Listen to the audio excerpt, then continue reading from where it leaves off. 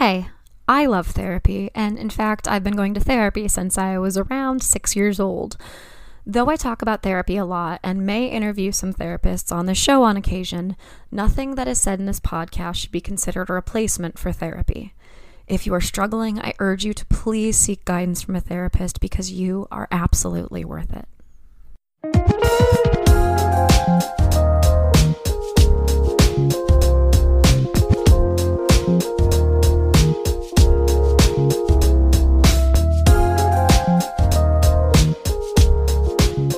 Hello, everyone. This is your host, Rachel Dalton, and you are listening to Wine, Dine, and 69, a podcast about dating, relationships, sex, and self-love. I hope everybody's doing well. As always, I myself am going to be tying up a vacation when this airs, so I am recording this a week early. I'm in kind of an interesting state right now in that I've worked a ton of overtime this week to try to prepare and make sure that everything is tied up before I go away. I work in a very deadline-driven environment, and, this vacation happened to fall on a tough week already, but then, of course, my company makes it so that if you want to take a vacation, you have to find somebody to cover you, and you feel bad for asking people to take over your work when you're going on vacation, and so then you kill yourself trying to do everything before you leave.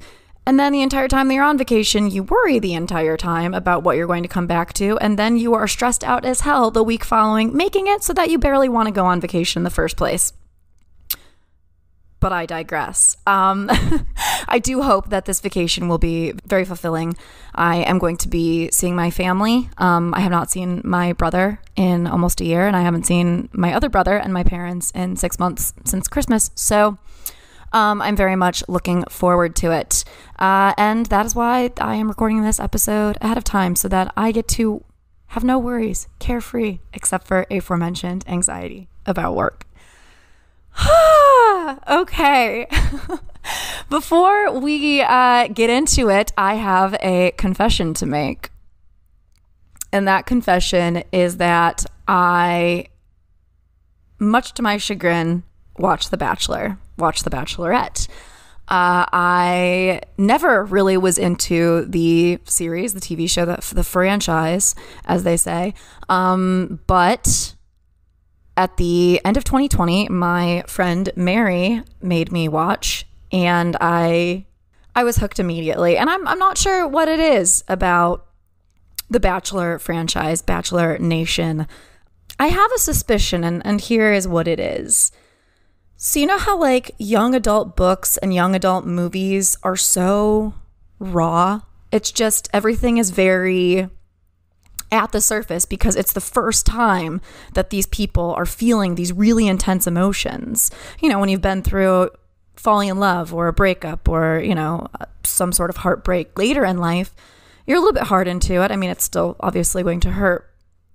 But the first time that you feel anything is just going to be really, really intense.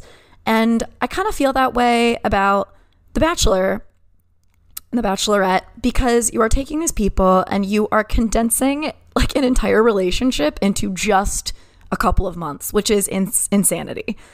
And I just imagine, there's a lot of drama and there's a lot of gossip, et cetera, et cetera. And that's all well and good. There's crying, there's yelling, there's arguments. But I don't know. I think that because everything is condensed into such a short period of time, it's just the intensity of everything. The stakes are just so much higher. So I've seen 2 seasons of The Bachelor, and they were both kind of letdowns, if I'm being honest. The Matt James season and the Juan Pablo season. And then I have seen 2 seasons of The Bachelorette, the Claire and Tayshia season, and now Katie's season. And before I get into anything else about this, I do want to acknowledge that I know that The Bachelor is problematic. And, it came under some fire recently, very rightfully so. And so it was interesting that I started watching it around this time that attention got brought to the show in a negative way, and that, the show made a promise to start making changes.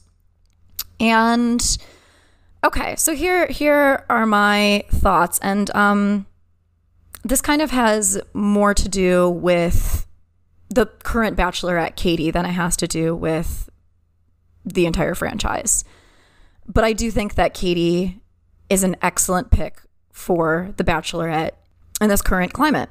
So you have Katie as the Bachelorette, and you have Tayshia and Kaitlyn Bristowe taking over Chris Harrison's role as the host, which I think is needed. And it gives a kind of cool, like, girlfriend vibe thing that I'm really enjoying. And I'm really excited to see what happens next with Michelle's season of The Bachelorette. She was another favorite from last season with Matt James. So I want to say a couple things about the current season of The Bachelorette, and more specifically about Katie, who I really, really liked in Matt James' season. I mean, she showed up with a vibrator, which is, for me, it was a little cringe at first, but then there was the secret part of me that was like, ooh, I would probably do that too. So it is what it is. I felt like she was a kindred spirit. But in addition to that, you know, she put herself on the line to stand up for people who were being bullied. And as someone who was bullied at a younger age, I just think that is really cool. And, you know, it's a sacrifice. You sacrifice your own time to bring attention to something that you think is a problem and that is hurting other people. The other thing that I really, really like about her is how open she is about sexual assault. Katie is extremely open about sex and sex positivity. But, you know, somebody asked her on the show recently how she came to be so sex positive, and her answer was extremely familiar to me. She talked about how she learned to be sex positive through a sexual assault.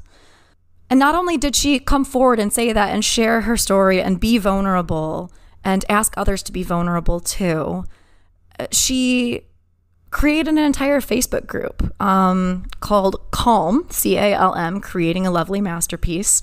And it's a place for people who are survivors of sexual assault to listen to one another, to validate, to share, and to just basically be a place of support. So she has this platform, and she's doing some really cool stuff with it, which I appreciate. And I appreciate that The Bachelor is including content warnings before, you know, she has some pretty difficult conversations detailing, you know, what happened to her. So I just think that she is super cool. As somebody who, you know, only started watching The Bachelor and The Bachelorette in like November, I think, of 2020, I am in deep, and I think that having really cool bachelorettes like Tayshia and like Katie have a huge part to do with why I am in the show. You know, of course, there's cute guys, and there's the drama that you can watch, and there's the love and, you know, the pretty dates and everything. But it's really hard to enjoy all that if you don't like the people that are there. And I really do like Katie, and I really, really liked Tayshia as well. So for people who don't give a shit about The Bachelor or The Bachelorette, I am so sorry that I just took up the intro with all of this. But you know what? I'll put a little note in the episode notes that you can skip ahead if you don't want to hear it. But I don't know. It just has been something that I've been thinking a lot about. I wasn't sure how the Bachelor franchise was going to adjust. And I think that, you know, having really great people at the helm is the only way that they're going to survive. And luckily, I think that they've set up to have that. So really excited to see what happens next. And I hope that this season has a good ending for Katie. And I'm wishing the absolute best for Michelle in her season as well.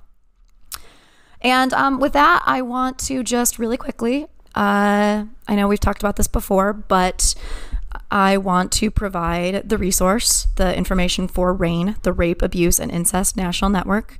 You can go to rainn.org, RAINN.org, or you can call their National Sexual Assault Hotline at 656-4673.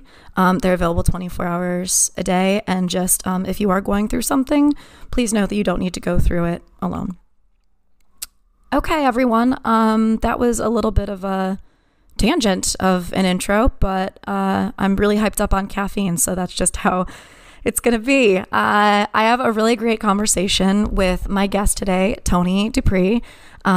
She's really was a joy to speak to, is an excellent resource when it comes to etiquette. And we talk about how to be a good communicator and how to be confident and how all of that plays into relationships and how is etiquette connected to that? Well, you're going to find out. Really quickly, I just want to apologize for the audio quality. This was my first Zoom interview, and I had my podcast microphone plugged in, but the settings were not correct. And so I sat on my sofa like an idiot recording this interview for 50 minutes, holding my podcast microphone, and it picked it up on my computer, a microphone instead, alas.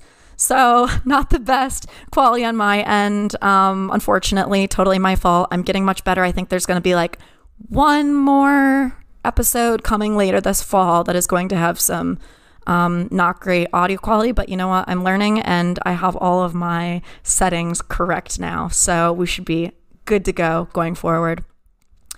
Okay, everyone, thank you so much for listening. Don't forget to rate, review, subscribe. Don't forget to use my referral code for pleasemeet.com. And yeah, everyone, be well, take care of yourselves, and enjoy the beautiful summer weather if you're in the Northern Hemisphere, I suppose. All right, and finally, enjoy my conversation with Toni. Hey there, I'm Megan Martin, and I put the manic in Manic Pixie Dream Girl.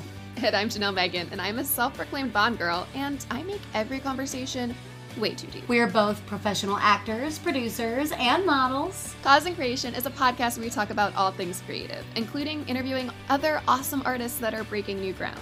We'll be taking a deep dive into who they are, the work they do, and more importantly, what moves them as artists. You'll get an inside look into the minds of award-winning filmmakers who are promoting new content, writers who are on the first draft of their novel, video game designers who are creating a whole new world from scratch, and so much more.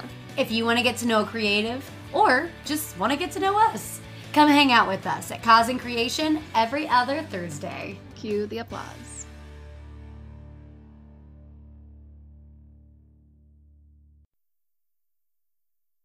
Hi, everyone. Welcome back. I am here with my guest today, Toni. Toni, how are you?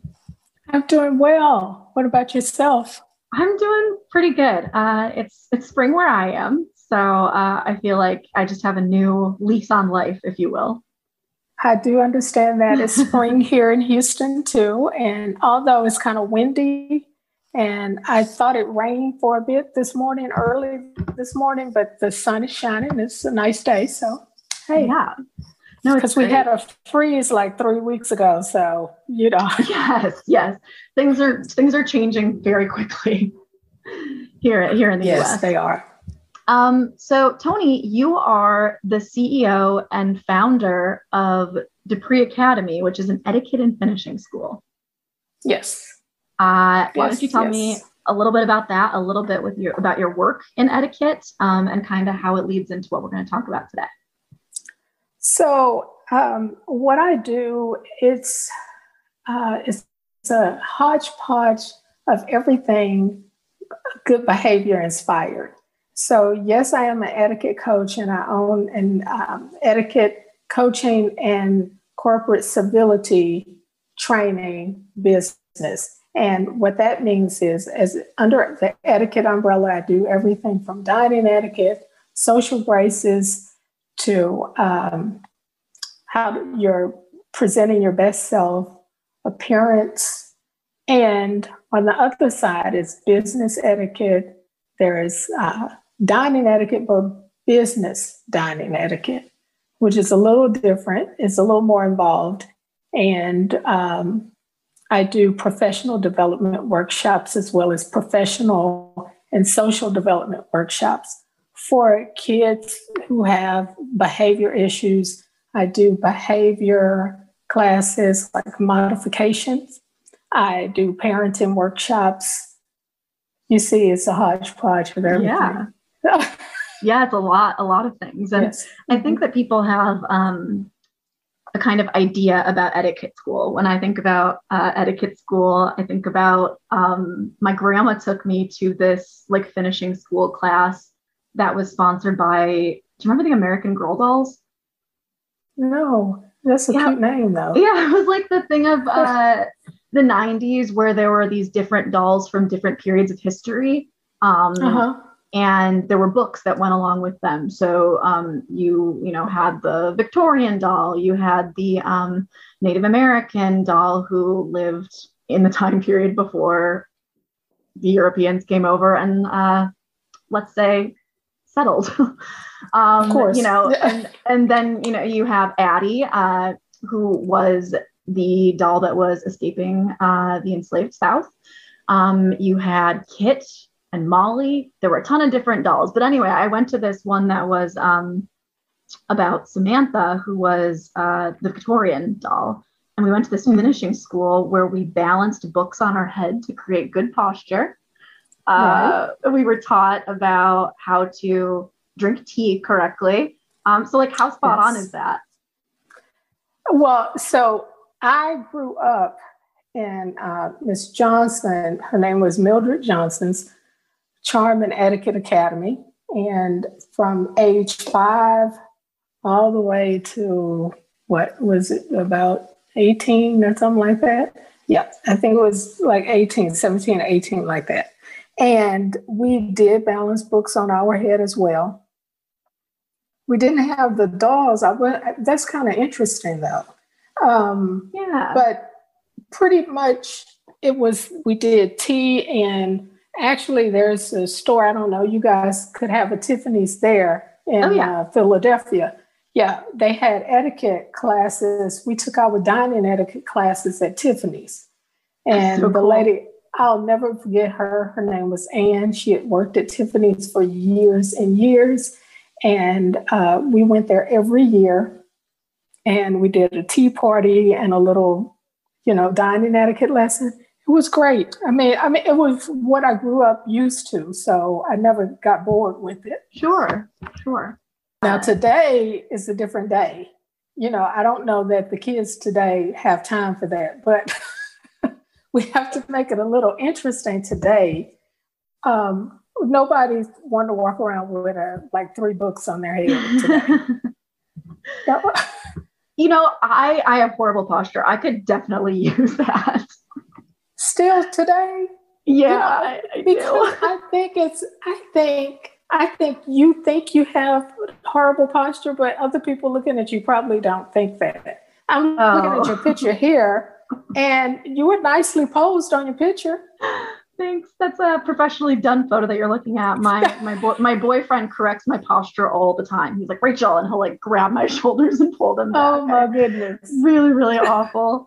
Okay, so tell me about how your journey to confidence and self-love played into your background in etiquette.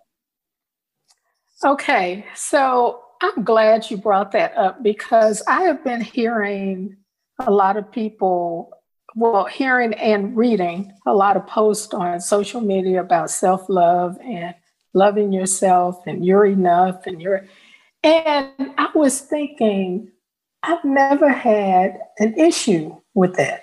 Like there wasn't anything I had to do differently. Does that make sense? Sure. Because I think, and for me, I think because the investment started when I came to the world, that it was just something that I just carried on with. So I never had a break where I love, and so this is a little bit about me. I'm an only child. And on my dad's side, I'm the only grandchild. On my mother's side, there are 3 grandchildren. I'm the oldest, and I have a girl cousin and a boy cousin. Oh, you're similar to me. I'm the oldest too. Are you? Yeah. So being an only child, I mean, that's all you do is love yourself. You know what I mean? Yeah. It's not really, you're not having to compete with anybody. You're not having to So, and as I got older, like now I'm 52. So I'm thinking, even at this point, I've had some hardship because I lost my mother, but it never affected the way I felt about myself. I was just sad because I lost my mother because she was my best friend. You see what I mean? Yeah. It didn't turn into self-loathing or anything like that. So I thought it was interesting that this has been like a movement for a little while. And I'd like to know why so many people struggle with loving themselves. So I have so many other things on my plate. I haven't had a chance to really focus on that. But I really do want to know, I want to ask a few people, like, what happened? Like, was it an event that happened, or was it, you just got tired, or you just, it was too much, Yeah, I mean, I can only speak for myself. I know I was bullied as a kid. And so that you carry that, when you're a 12-year-old girl, a 13-year-old girl in middle school. I mean, you work in a middle school, right? Yes, I do. Girls can just be so cruel at that age. And that was kind of the starting point. And then, I kind of had some traumatic situations occur in college and post-college that kind of led to a lot of self-doubt. So I definitely have had a pretty big self journey. And I don't know if for most people it's an event, or if it's, something, or if it's just kind of the way that they're born into the world. I think sometimes it can be parenting, but I think everybody is a little bit different. But to hear that, you have always been so sure and confident of yourself, that's great to hear. I love that. I mean, you put yourself, when my mother was sick, I put myself on the back burner, but that doesn't mean that I felt bad about myself. It was just the fact that my mother's health and everything came first. But as far as, I was very sad. It was like 6 years that I kind of sat out of life. I just kind of stayed at my house. I didn't go to anybody's house who had a mother, who was living, and not because I felt jealous or anything. It was just too heavy to watch, and I didn't. So one thing that I have always been able to do, and this could just be because of being an only child, I've been able to look at what's going on around me and find my place in it. Like, what part did I play? And if I didn't play any part, I'm not carrying anything. So, but I was like that as a kid. I had my idea of the type of people I wanted to hang around, because I just don't like a whole bunch of problems. And those ones that you can't not do anything about, you have no control over, that's different, but you can usually put a plan in place and fix it. So at the middle school, when I'm talking to one of the girls who is having a girl issue, where, how girls can be catty and that kind of thing. Do I ever? Right. I always ask the same question. Like, why do you choose to carry everything? Like, why is that the choice that you made? And they usually look at me and say, well, I never even thought about that. I never thought of that. Because when somebody puts something on you, it is like automatic. If you think about it, people will, you'll say, well, fine then. You know what I mean? Right. Either because you want the bleeding to stop, or, maybe you feel like it's some truth to it. But my grandmother used to always tell me, look at the source, look at who is telling you whatever it is that they're telling you, and think about why they were the chosen person to come to you and tell you about yourself. Who chose them, to be the messenger? And so I share that with girls at the school. That's really good advice. How can somebody get up in the morning and tell you about you? What do they know about you to tell you that? Yeah, that's really good. People, they have to talk, Rachel. I mean, people talk about a hot topic, right? So you just kind of have to consider that, if that's what they're talking about and it's you, well, hey, people talk about a hot topic and just keep moving. And you may not move swiftly, but as long as you're moving through the process, that's the thing. You don't want to get stuck in it. Because, people all over the world. What are you going to do about that? I think I'm embodying the way my voice sounds. Like I sound like a mob guy, so I'm just gonna use all those terms. Like, what are you going to do about it?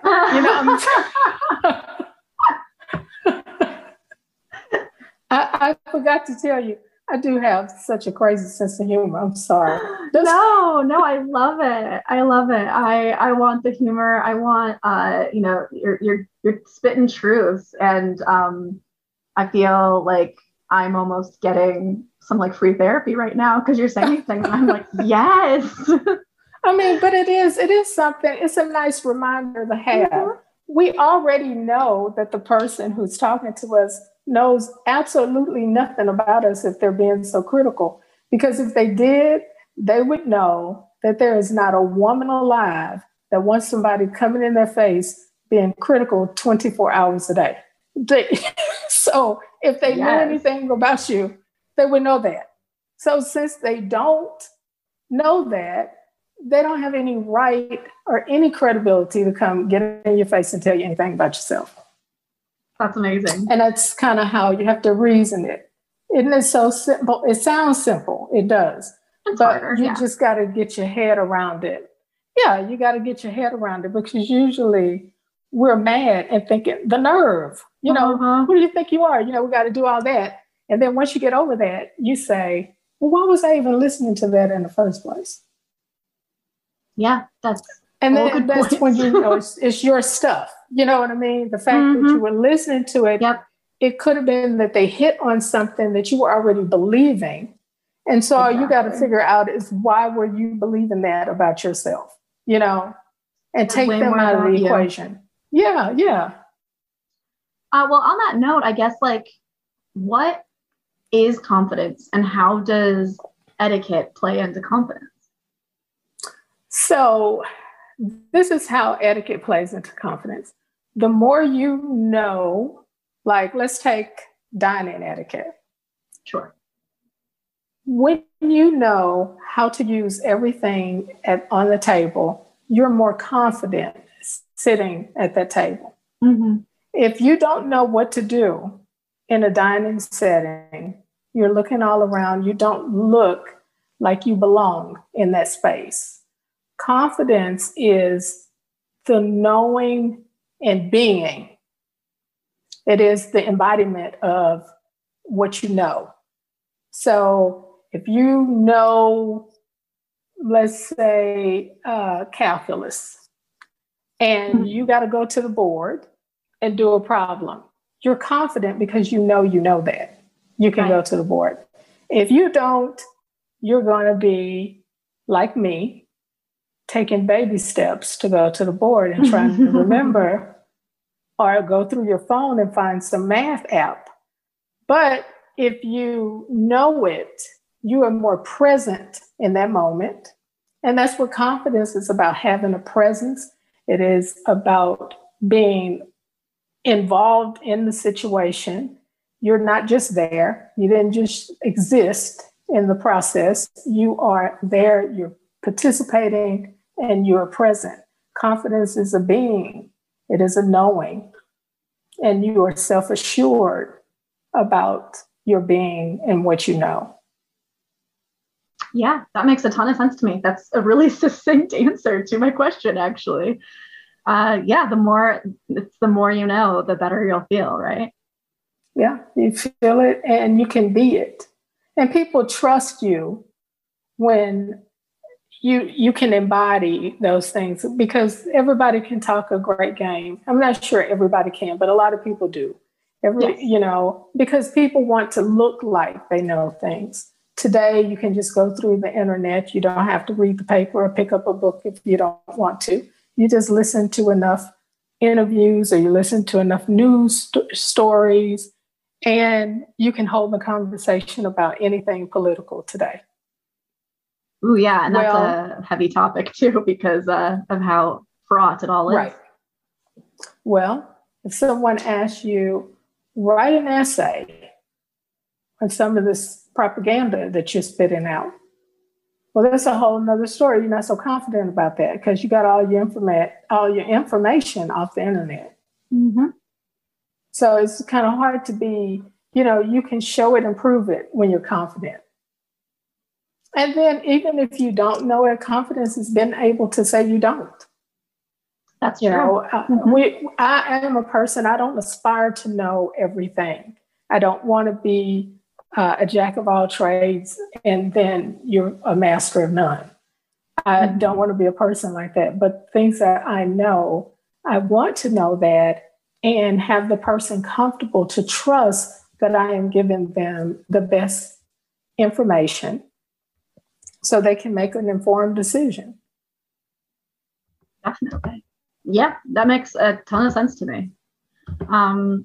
Well, so if somebody is not confident, like they have no confidence whatsoever, or very little confidence, or maybe, like me, they have a very awful posture, where do you start with that? What are some tips, some things that people can do if they are not confident? And then we'll kind of get into like communicating. So this is the thing. First, the person would have to be open. That's one thing.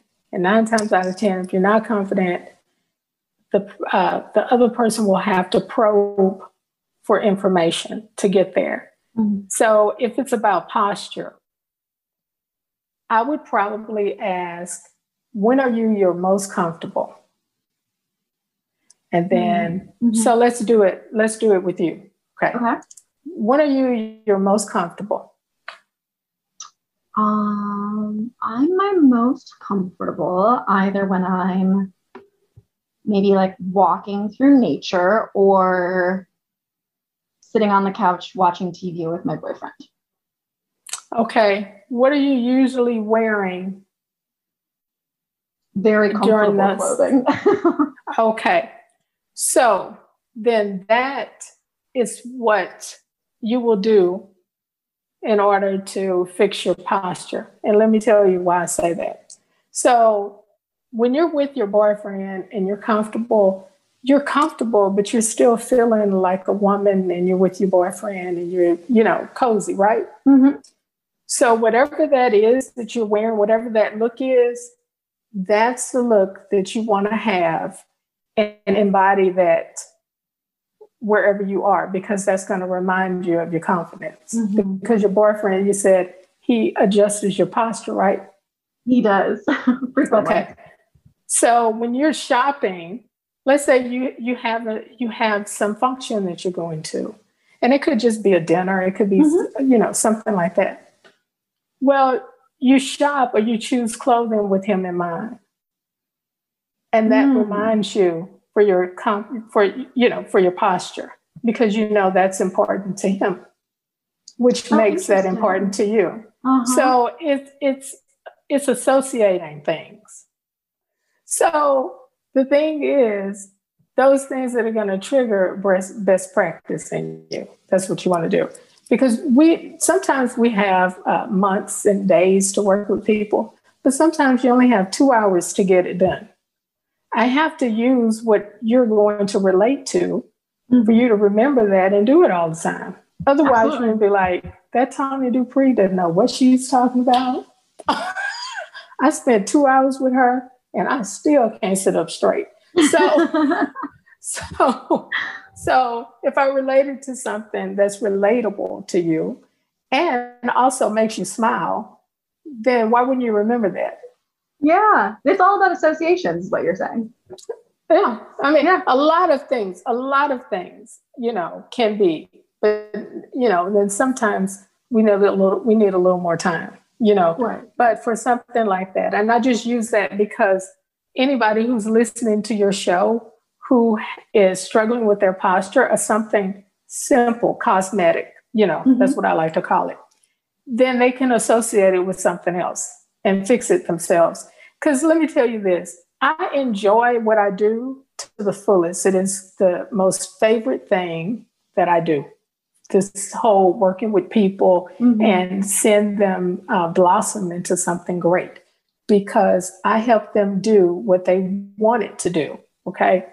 But I don't think you always need to see me to do that. I think you could have a phone conversation with me and we can get that done quickly, depending on what it is, of course, Sure.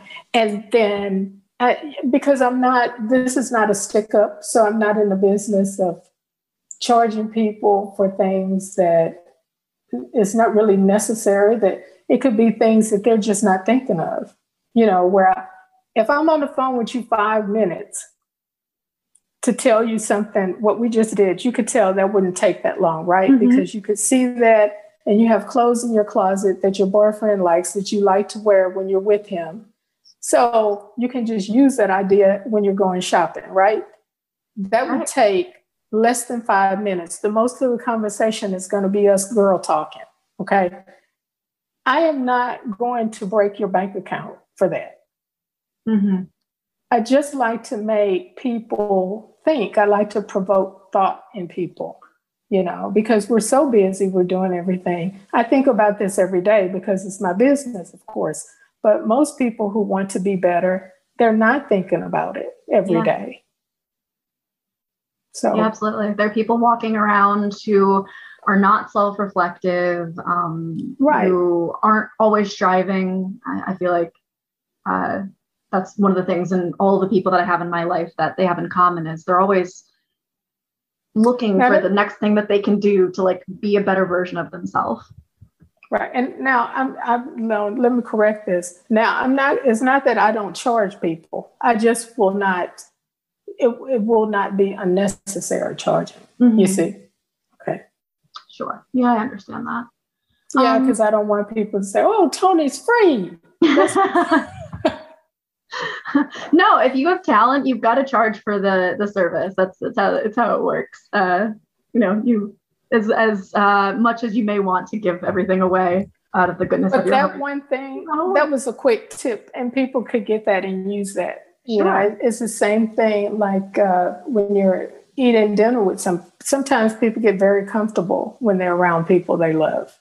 And so they don't know how to tighten up when they're out eating with other people. They still think they're with the people they love. And they don't understand why people are horrified looking at them. Just to go back to an etiquette piece really quickly, this is another thing I learned from the American Girl doll thing. So let's put this out there once and for all. Silverware, you go from the outside in, right? Correct. Okay. That's a quick tip. That's a quick tip.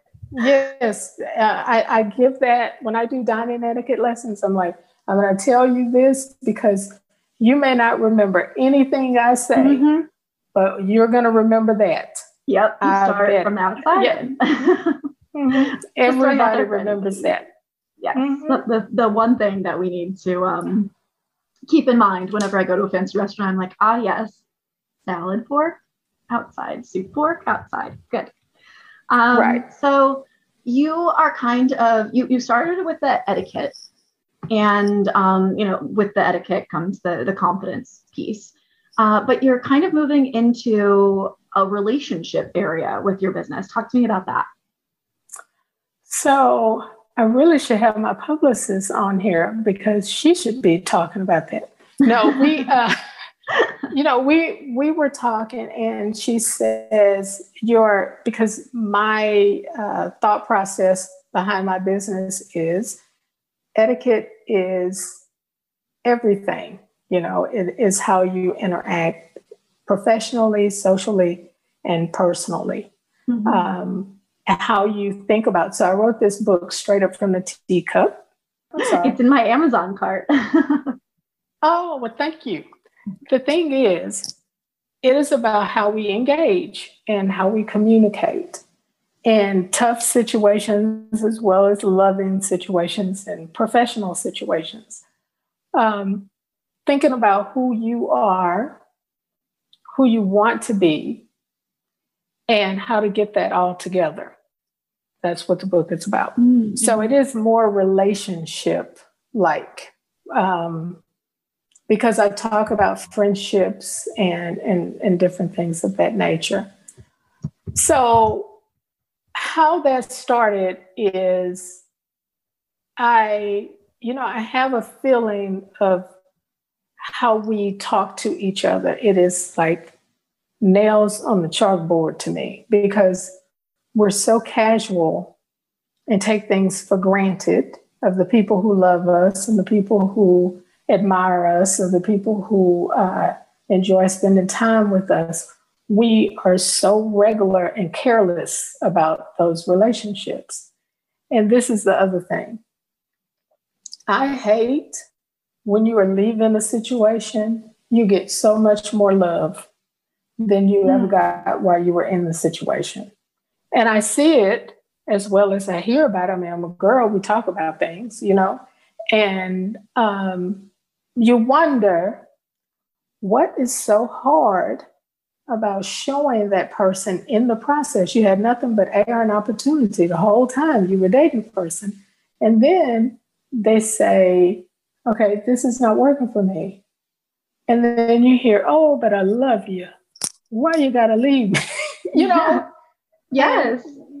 It doesn't make sense. So because that didn't make sense, and there were some other things that didn't make sense, and then I have friends who are dating and some of the things that they deal with, it doesn't make sense. I don't think it should be that hard. Look, to a woman and a man that get together, nobody is doing anything but smiling, rubbing all against on each other. I don't understand how that could ever go bad. So if that is not what you really want, why aren't you communicating that? So we're back to communication, and which is why I wrote the book. So because of these conversations and, talking to Tracy, my publicist, a lot about things, she was like, you know what? I think we're on to something. It sounds that's kind of how it happened. Like through a conversation is how it happened. Well, okay, on that, so kind of springboarding off of that when it comes to communication and confidence. Mm-hmm. And this could be like let's just say like in this particular situation, we're talking about a relationship, but it could also be a friendship or, a situation at work, although I would argue that should be even more professional than maybe a discussion between a partner or a friend. But how does one communicate confidently and effectively? What are some general tips that you can provide for that? What can people look to do as they go forth into the world communicating with others after they listen to this? So let's say you're in a room and the room is warm to you. And you're beating all around the bush, and you say, well, how do you feel? Is it muggy to you? Is it, you've done that for like a couple of minutes. and people are looking at you like, what is wrong with you? Wouldn't it be easier to say, it's warm? Could someone control the thermostat? Mm-hmm. Okay, that's how it is in relationships. Mm-hmm. Seriously. Yeah. So that is my best advice. Be direct, be clear, and be decent. Mm-hmm. You don't have to say, it's hot in here. Somebody needs to fix that. Why would you be having a meeting in the hot house? You don't need to, you don't have to be. There are many different ways that you could say that. The first one was hemming and hawing about it being hot. The second one was being totally aggressive about it. And then thirdly, you could just choose to say, it's warm in here. Could someone please control the thermostat? That is firm, that is professional, that is decent. And people will look at you and be like, oh, sure.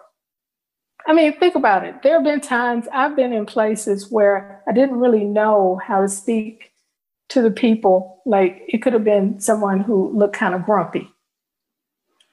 And you're like, ooh, I hope I don't get my head chopped off. But then you just bite the bullet and say, excuse me, do you mind? May I please, or could you please? You don't have many roads to travel when you don't know somebody. But when you do know someone, you have the inside scoop on how to deal with them. There's no excuse, especially if they've been showing up and showing you who they are the whole time. If you have not showed up for them or with them, then your response to them could clearly be, my apologies. Yes. I have not addressed the situation appropriately. You see what I mean? There are so many ways that you can go. Let me tell you, one thing that I think about all the time is the many different ways to address people. And the reason why I think about that is because I'm looking at people every day. I'm either looking at people mask their sadness or mask because, for some reason, the world tells us you have to be strong. You can't feel anything now. If you feel sad and all that, you're weak. I don't know where that comes from, but whoever said that, I'm just going to go on record right here and take this risk and say that they're a very stupid person because you have to feel your way all the way through any process. But you also have to own that you're feeling that and communicate that to somebody who is around you. If you're by yourself, you don't have to talk to nobody. But you might not want to be around anybody with a funky attitude, because nobody should have to make apologies or accommodations for something that you are in control of. And if you don't want to be in control of it, that's fine. But you need to communicate that as well. You need to learn that we're all in this together. And in order for anybody to give you what you need or move out of the way so you can have what you need, you have to first communicate. Nobody's reading your mind. Absolutely. I went on a tangent with that. I loved it. I was going to say, I loved it. I find that these conversations that I have, I've been doing a lot of different interviews over the last couple of weeks, and we'll be continuing to do more. They just, they hit at the exact right time that I need them in my personal life. Like everything that you're saying is exactly what I need to hear about my personal life right now. So, the listeners are learning, but I'm learning too. And it's great. And you know what? We learn too every day. So, I work at the middle school because it's great working for yourself. And I quit my job in 2015 to run my business. And it's fine. It was fine. But I only saw people whenever I was doing a workshop. And I always say, well, how is my craft being sharpened if I'm never around people? Just regular engagement. When you're at work, that's regular social engagement. And the more you do that, the more practiced you are because you have so many different, let me tell you, encounters when you're at work, and some of them are funny and some of them piss you off. And you think, why did I even go back to work? I could just work for myself. But then it's still fun because you get to work through that process. And I always think like that. If I could work for myself, of course I could work for somebody else too. But I really enjoy working at the school because talking to middle schoolers is the best education for an adult that they could ever have. Oh, absolutely. Yes, middle schoolers are the best. They're the scariest human beings that you ever want to meet. But they're so scary. They are. Your life flashes before your eyes about every 5 minutes that you talk to somebody from middle school. And I mean, everything is the sky is falling from, oh my God, I'm so happy, I don't know what to do. And then the next few minutes, they're crying their eyes out. Mm-hmm. It's just a lot. It's lovely. It keeps you on your toes. Yeah.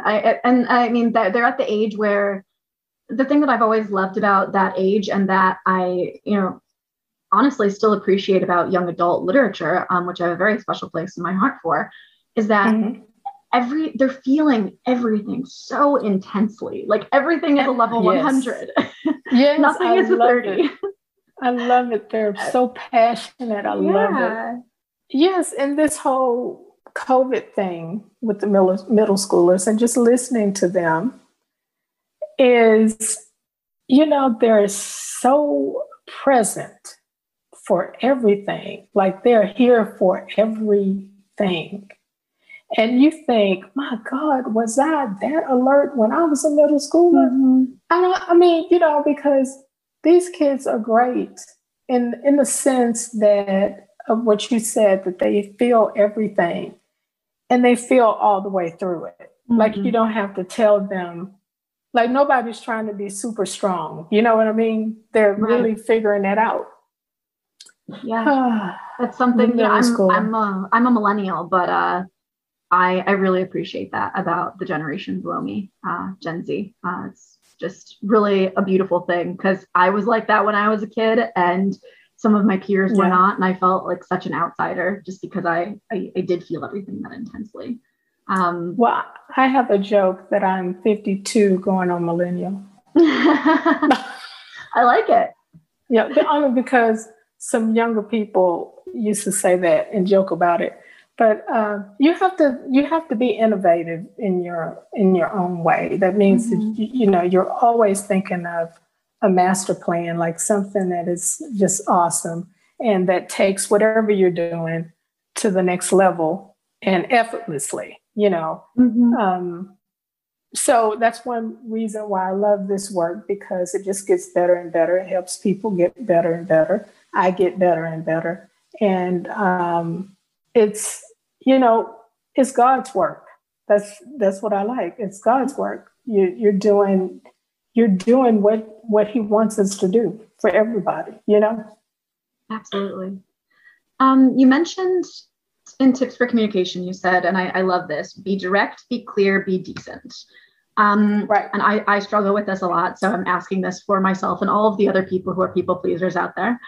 How can you be a person who is sensitive to other people's needs while also staying true to yourself and your own needs?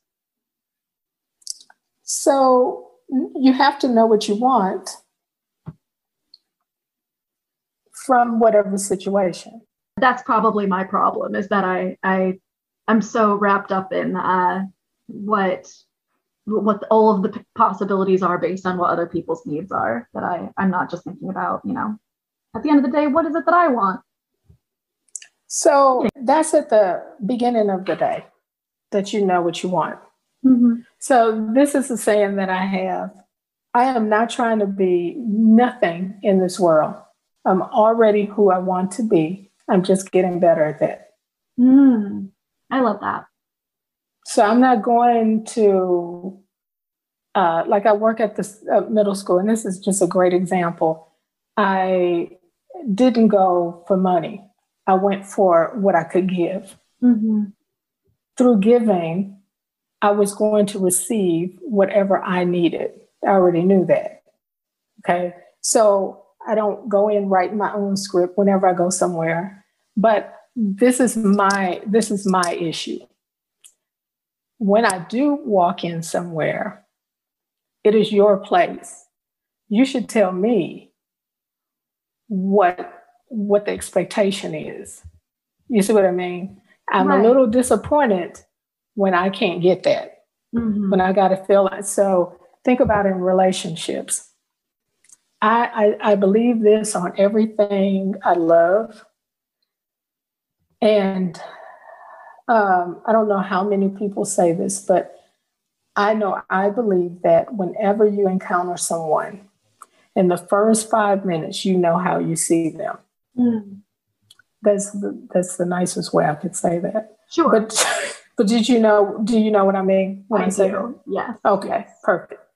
Because the name of your show, I figured we need to talk about things like that. But you see how that was a decent way to say that, as opposed to being. So your show is another example of this. So the name of your show is Wine Dine 69. As soon as someone hears the 69 part, the brain goes into a ridiculous place of raunchiness. Okay. But that's not what's meant by the show at all. The show, I just could tell by doing a little research that the show, it's about broadening a understanding of relationships that may lead to a sexual relationship, but more so how you get from point A to point B and then to point C, possibly, not necessarily. Right. Okay. So when you are engaging with someone and let's say when you meet someone, you know if you like them. There are people who will say, oh, I don't believe you should tell anybody how you feel about them at first. That is another stupid thing. Okay. Don't you think everybody wants to know how somebody feels about them?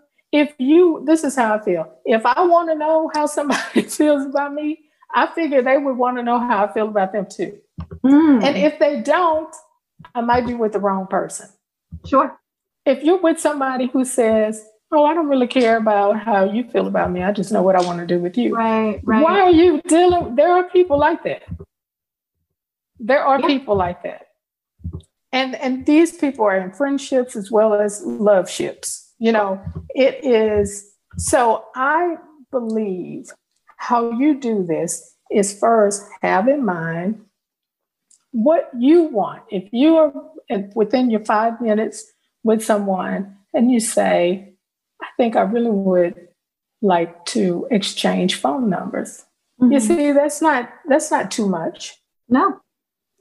But now you might have to ask for it today. We're in a very progressive society today. So along with knowing what you want, you have to know what you're willing to do to get it. Right. Okay. Does that make sense? Absolutely makes sense. So I feel that is how that is done. That is, you don't have to be aggressive, but you do have to be assertive. Yes. Yes. You do have to be assertive, because what you don't want to do is confuse people that you are dealing with. Where they say, well, I don't know where her head is. I don't know. I've had a whole conversation and I'm more confused than I was before I started talking to him. I've been in situations like that. I've said, what in the world? I don't know what we talked about. And you don't want to do that to anybody. You really want to be assertive, even if you don't know what you want. You can easily say, the key is just to keep communicating. When you say, I really enjoy this experience, but I'm not certain how much further I want to go. Do you mind if, we take it slow? All the person can do is say yes or no. Yeah, if they say no, you're no worse off than you are currently. Yeah, exactly. Unless, you could go around and be like, God, dog, I hate I even said anything. I shouldn't have said a word. And we may have days like that too. You're not wrong for having days like that. What happens is you beat yourself up, and then you beat yourself all the way back in the cave, and then you don't come out. That's what you don't want to do. Right. Yeah, that makes you could just easily say, another one bites the dust. That's all right. It'll be another. My grandmother used to say, another bus is coming down the street. Don't worry. I like that. Don't worry if you miss this when another bus is coming down the street. Wise words to live by, and romance. That's very true. But you know what else? like the question you just asked, you got to have fun with it too. Allow yourself some mistakes. Maybe flub it on purpose to just get the nerves out. Yeah. And then get back to yourself and say, okay, this is what I really meant. Right. I definitely use that as little. Yeah. Yes. And it's absolutely nothing wrong with being easy on yourself. Mm-hmm. Nothing I think at more all. More of us need to be easier on ourselves. Yeah. Definitely. That wasn't a confusing answer to the question. No, I totally understand everything that you just put forth. It makes sense to me, and I love your little nuggets of wisdom too. Thank you. For our loved ones. Before we go, before we sign off here, tell me about where can people find you? Where can people find your books? Where can people find you on the internet? Follow you on social media? Just go ahead and throw it all out there. Okay, so for everybody who is not angry with me for things that I said on this interview, because I was so adamant about, oh no, it's stupid not to say how you feel about somebody. Well, I feel bad that I say that, but it's really true because you should want people to know how you feel about them, Especially in dating, I would say. Yeah. Well, yeah. And then even if it's a coworker and you feel bad about them, you could just clean up what you're saying, but say it, still let them know. Well, it goes back to that whole be direct, be clear, be decent, right? Right. Yeah. Okay. So people can find me on Facebook under Toni Dupree. And see how simple that is. And then I have to make it easy so I can remember it too. And then on Twitter, it is IM_etiquette. Love it. And then on Instagram, it is etiquette, AND style. Okay. Yeah. And then, you have a website? Oh, yes, I do. The website is dupreeacademy.com. Amazing. Okay. Well, this was such a good conversation. Yes. I'm so pleased that you came on. That we had some technical issues at the beginning, but I'm so glad that we figured it out. This is great. Thank you. Thank you so much. Yeah. Well, everybody, thank you for listening to my conversation with Toni. And this has been Wine, Dine, and 69. I'm your host, Rachel Dalton. And let's keep talking.